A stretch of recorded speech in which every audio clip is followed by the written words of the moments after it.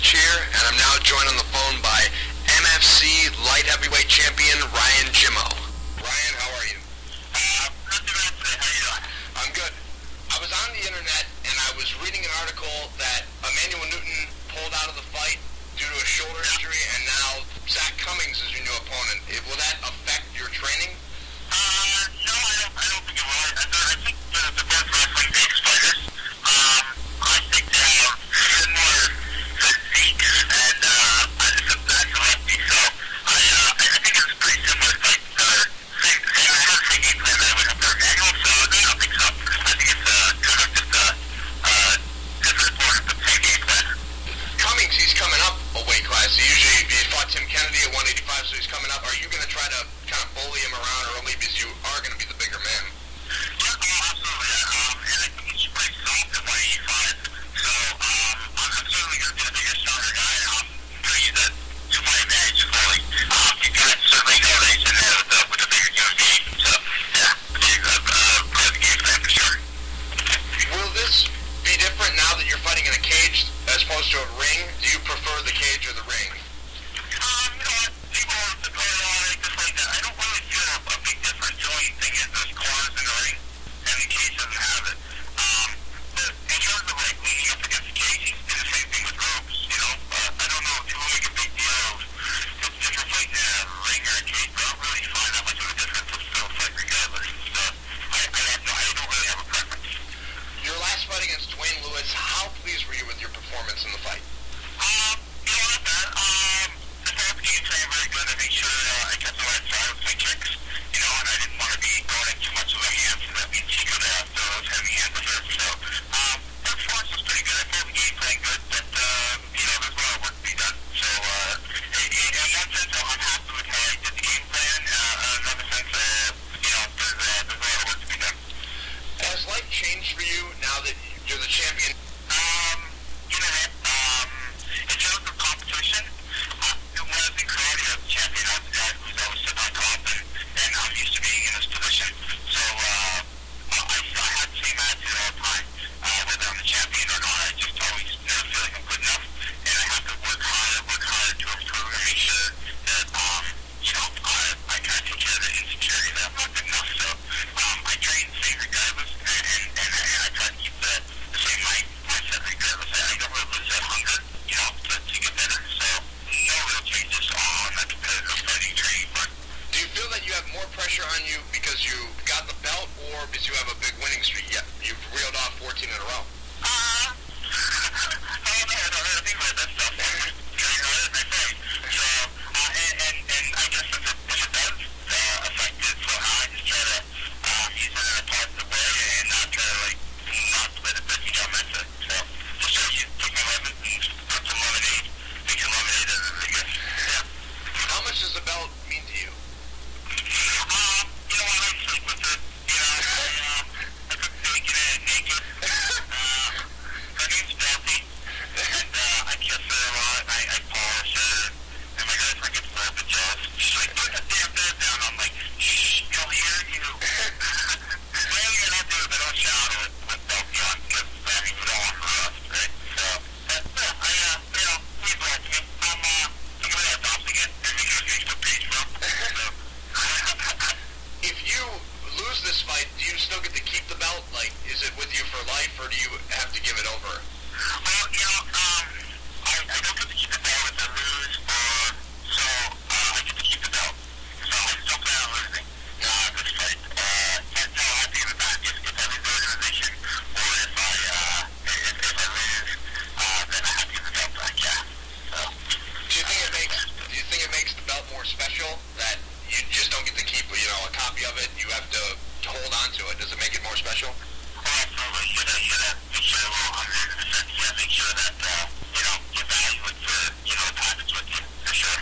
MFC as an organization, they're growing really fast because now that the UFC bought Strikeforce, they've moved from 4 to 3 because people still feel that Bellator is a little bit ahead of them.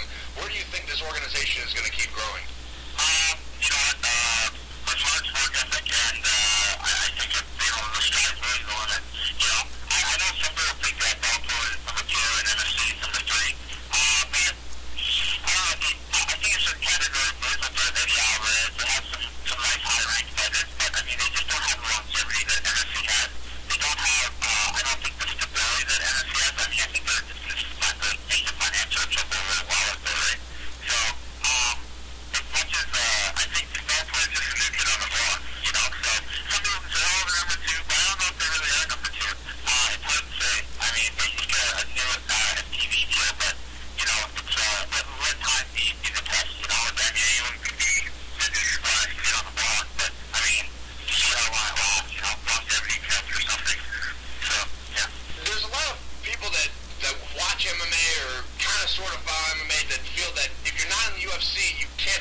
top guy.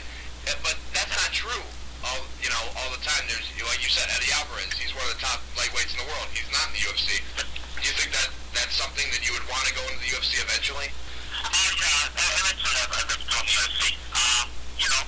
Right now I'm with the UFC and we're going together nicely. And the UFC is the final goal. So, I mean, I think it's up 35, 36. I'm pretty early in my career, so I mean, there's a lot of time for that in the future. So, yeah. UFC is almost like how Sean said, hey, do you have a Kleenex? At least she doesn't call it Kleenex. Right. Right. Yeah, so enjoy MMA, but they're like, oh, you fight UFC, it's like, that branding is clipped in their head, it's a little bit unfortunate, for the MMA world, but that's the kind of the landscape we live in. Do you have a dream fight? Somebody who is out there right now that you really, really want to fight?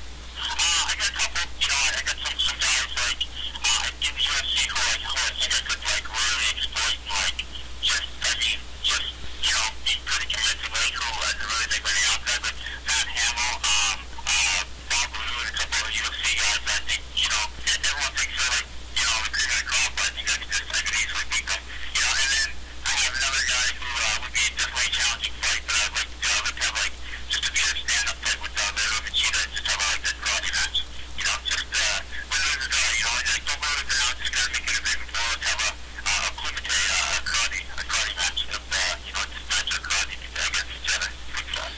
How many fights left do you have on your MFC deal, or is it based off years? Is it fights or years? We got this fight coming up, and then we have one more on our contract. So I think next fight is probably September 30th here in the state, and we're going to look for a nice opponent for that. So yeah. Are you looking in this fight to make a real mark with a big finish? Because last fight it was a finish, but it was a stoppage. Are you looking for a knockout, a submission, something like a big stoppage in this fight? I think with my skill set, I think, and Brad taking a fight later on, 10 days for this fight, not to mention my size and athletic ability, I think this is a fight that I can, I'm going to not Brad yet. I'm pretty sure after standing with me for about like 30, 40 seconds, he's going to be looking at take it down, I'm just going to stop the shot. I think I'm a better wrestler than anyway, so I'm just going to stop the shot and keep it standing and go where it's uncomfortable. Could you make a prediction for the fight?